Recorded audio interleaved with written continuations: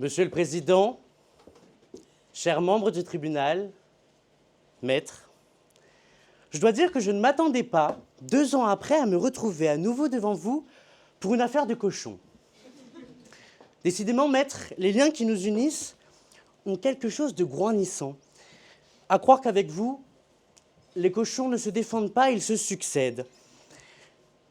Mais qu'importe, cette fois-ci, je peux vous l'assurer, votre client ne repartira pas impuni comme la truie.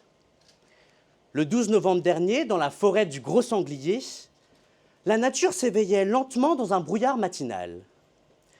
Une battue s'organisait, festive, presque cérémonielle.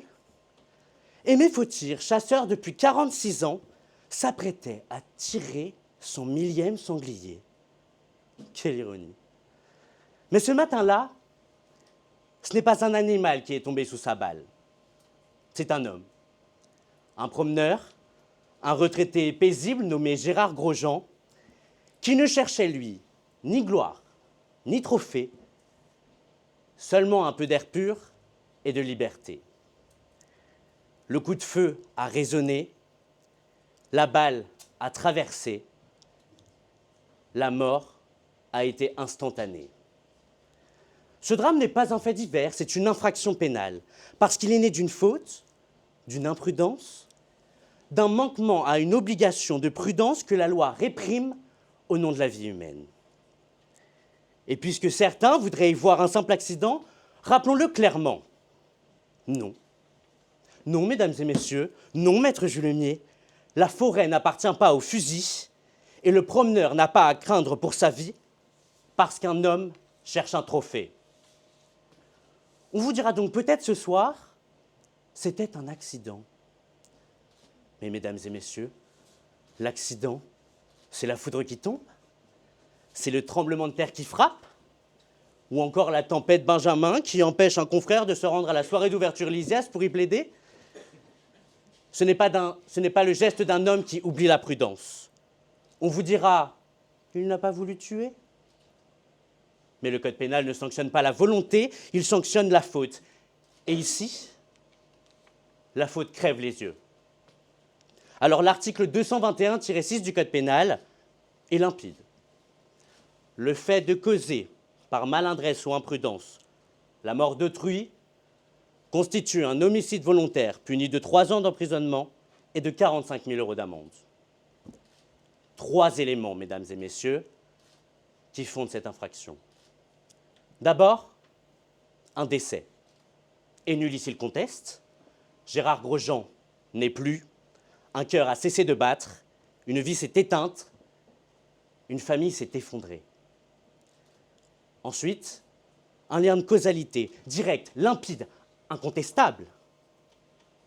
La balle qui a traversé sa poitrine est sortie du fusil d'Aimé Fautir. Il n'a donc pas d'alibi, il n'y a pas d'ambiguïté. Les faits ne font ici nul doute. Et enfin, le plus essentiel, le plus décisif, la faute d'imprudence.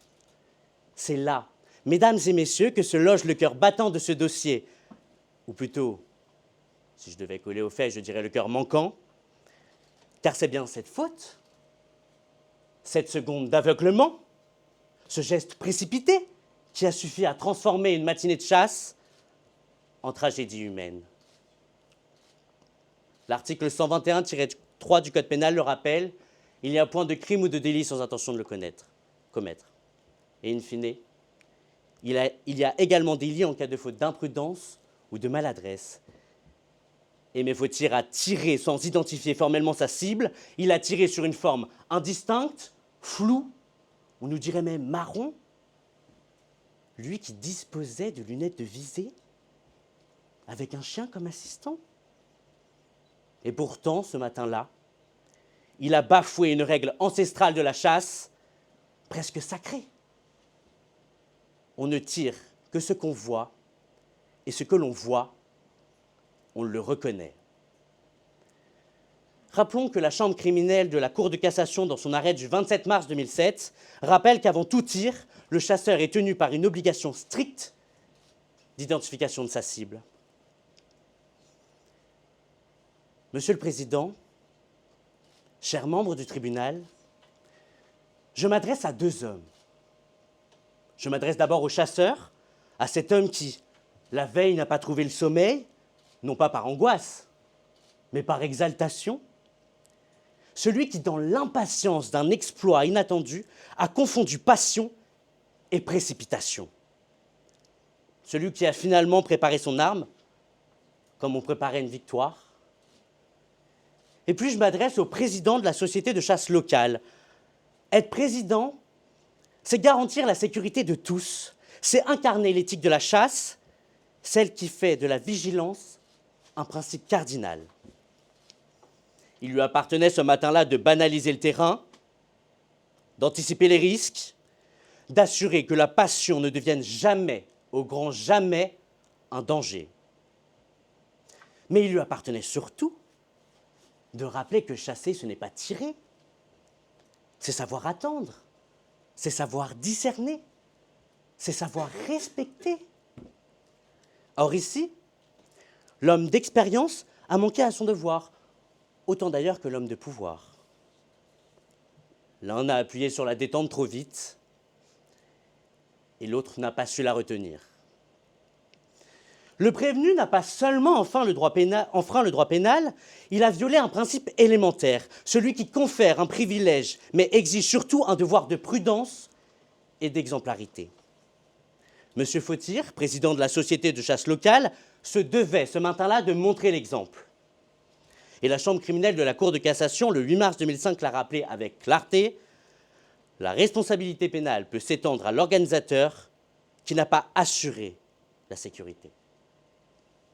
Au témoin d'un doute, Monsieur Fautir est bien le président de cette société. Et c'est précisément ce rôle qui rend sa faute encore plus lourde. Car au-delà du tir imprudent qui a coûté la vie à un homme, il a failli à ses fonctions. Ce drame n'est pas seulement le résultat d'une erreur de visée, c'est la conséquence directe de la négligence d'un homme chargé de protéger la vie. Car l'imprudence n'a pas été ponctuelle, elle a été systémique et institutionnelle. Et c'est cette double faute, en tant que chasseur et en tant que président, que la société ne peut laisser impunie. Alors non, mesdames et messieurs, pour autant, Aimé Fautir n'est pas un monstre, mais il est responsable.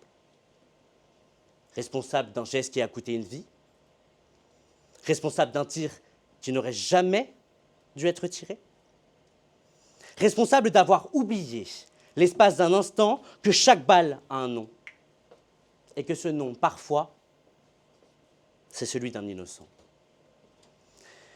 Mais il ne s'agit pas d'un acte isolé en Seine-et-Marne. Le parquet est régulièrement confronté à des affaires liées à la chasse, et chaque fois, la même question se pose.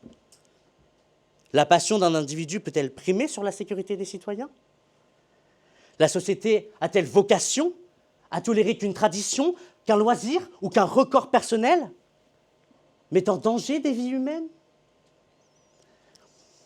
La justice, ce soir, ne vous demande pas de punir un homme, mais elle vous demande de protéger un principe.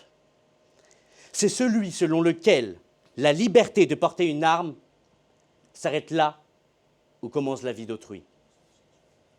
Parce qu'au fond, mesdames et messieurs, chers maîtres, ce que la société attend aujourd'hui, ce n'est pas qu'on punisse un chasseur, mais qu'on rende justice à un homme qui ne rentrera jamais de sa promenade, d'une famille qui a été brisée. Ainsi, le ministère public requiert une peine d'1 an d'emprisonnement avec l'interdiction de chasser pour une durée de 5 ans, assortie du retrait de son permis de chasse sur le fondement de l'article 428-14 du Code de l'environnement. La société avait confié à Aimé Fautir une responsabilité, celle d'exercer sa passion dans le respect des règles, avec cette humilité que requiert le maniement de la mort. Il a trahi le serment implicite que chaque chasseur prête à la société, protéger la vie en échange de sa passion. Quand ce serment est rompu, la société a le devoir de se lever, de parler et d'agir. Car si elle accepte qu'un promeneur puisse mourir pour un trophée, alors plus rien ne distingue la forêt d'un champ de tir. À l'heure où la chasse divise notre pays, la question est claire. Voulons-nous continuer à protéger ceux qui ignorent la vie humaine au nom de leur passion? Et je vous le demande ce soir, pouvons-nous tolérer que l'orgueil puisse tuer?